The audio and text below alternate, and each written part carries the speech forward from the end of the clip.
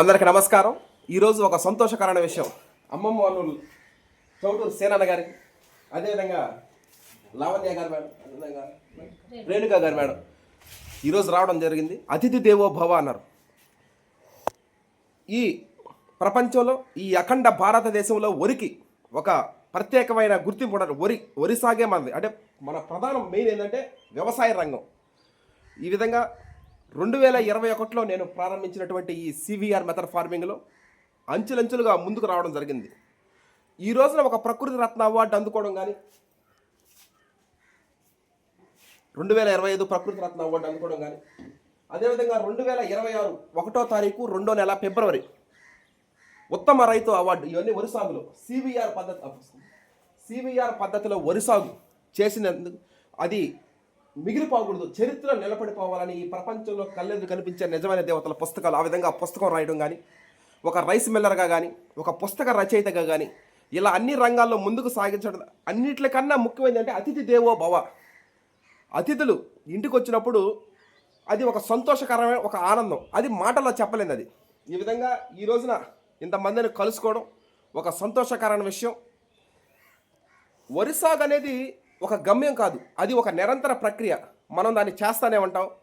ప్రతి సంవత్సరం కూడా రెట్టింపు ఉత్సాహంతో, ఆనందంతో, సంతోషంతో ఒక నేను ఒక టీం మెంబర్స్ని ఏర్పాటు చేశాను మేడం.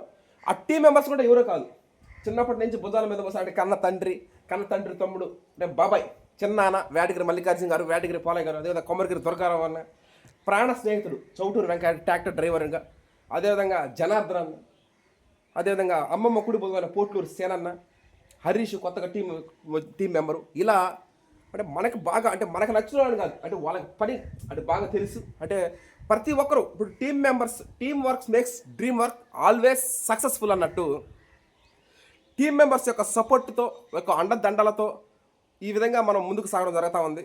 అన్నిటికన్నా మించి రైస్ వినియోగదారులు, ఎక్కడో మారుమూల గ్రామం మాది, పటేల్ నగర్ గ్రామం, విడవలూరు మండలం, శ్రీ పొట్టి శ్రీరాములు, నెల్లూరు జిల్లా. ఇక్కడ ఉండి ఒక మారుమూల గ్రామంలో వరి సాగు చేస్తూ, ఇది సివిఆర్ పద్ధతిలో వరి సాగు చేస్తూ 10 మందికి మంచి ఆహారం అందిస్తూ, 10 మందికి మంచి జీవనోపాధి కల్పిస్తూ ముందుకు సాగుతా ఉన్నాం. నిజానికి విదేశాల్లో లక్షల జీతాలు తీసుకున్నా కూడా నాకు అటువంటి ఆనందం, ఇటువంటి సంతోషం దొరకదు. పుట్టిన గడ్డ, సొంత ఊరు, సొంత మనుషులు, వీళ్ళ దగ్గరే అంటే చిన్నప్పటి నుంచి పెరిగి పెద్దయ్యి ఎక్కడో పోకుండా ఇక్కడే ఉండి పుట్టిన గడ్డ మీదే ఉంటూ 10 మందికి జీవనోపాధి కల్పిస్తూ, 10 మందికి మంచి ఆహారం అందిస్తూ, ఇంతకంటే ఇంకేం కావాలి జీవితంలో? ఇదే ఒక సంతోషకరమైన మధురానుభూతి. ఆ విధంగానే నేను ఏనాడు కూడా ఊహించిన ప్రకృతి రత్న అవార్డు నాకు వస్తుందని. ఒక ఉత్తమ రైతు అవార్డు అమ్మమ్మ గారికి తెలిసింది కదా, మనకు వేణుబాక శంకరమ్మ అమ్మమ్మ, ఆమెకి 75 సంవత్సరాల్లో వచ్చింది ఉత్తమ రైతు అవార్డు. మనకి 33 సంవత్సరాలు మొన్నే ఫిబ్రవరిలో రావడం జరిగింది. ఇది ఒక పూర్వజన్మ సుకృతంగా భావిస్తూ ఉన్నాను.